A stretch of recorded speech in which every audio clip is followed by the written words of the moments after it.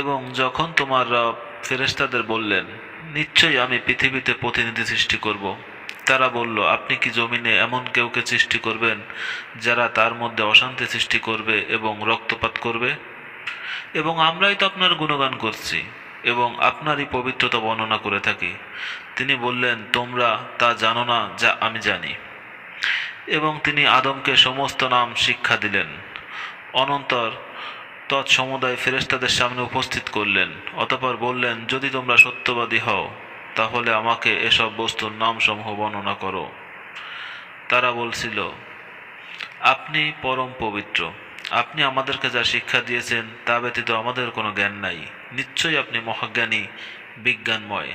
সূরা বাকারা আয়াত 30 থেকে 32। তিনি বললেন, হে আদম, তুমি তাদেরকে ওই সকলের নামসমূহ বর্ণনা করো। অতঃপর যখন সে তাদের ওইগুলির নামসমূহ বলেছিল, তখন তিনি বললেন, আমি কি তোমাদেরকে বলিনি যে নিশ্চয়ই আসমান ও জমিনের অদৃশ্য বিষয়ে অবগত আছি, এবং তোমরা যা প্রকাশ করো ও যা গোপন করো আমি তাও পরিজ্ঞাত আছি। এবং যখন আমি ফেরেশতাদেরকে বলেছিলাম যে তোমরা আদমকে সেজদা করো, তখন ইবলিস ব্যতীত সকলে সেজদা করেছিল। সে অগ্রাহ্য করল ও অহংকার করল এবং কাফিরদের অন্তর্ভুক্ত হয়ে গেল। সূরা বাকারা আয়াত 33 ও 34।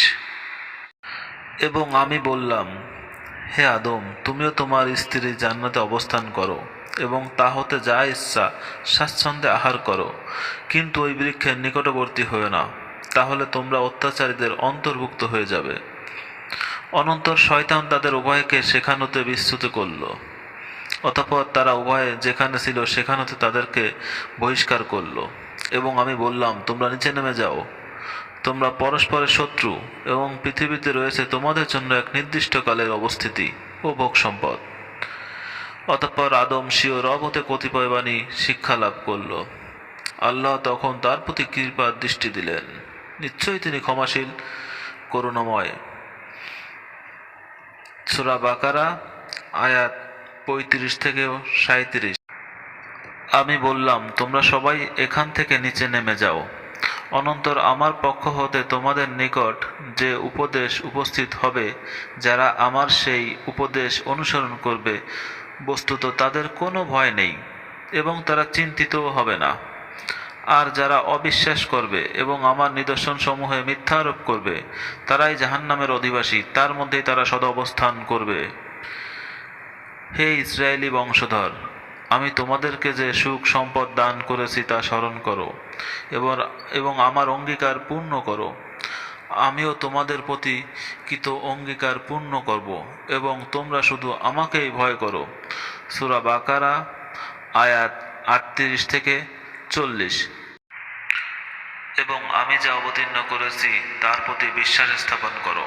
ইহা কোরআন, তোমাদের কাছে যা আছে উহারই সত্যতা প্রণয়নকারী, এবং এতে তোমরাই প্রথম অবিশ্বাসী হয়ে না।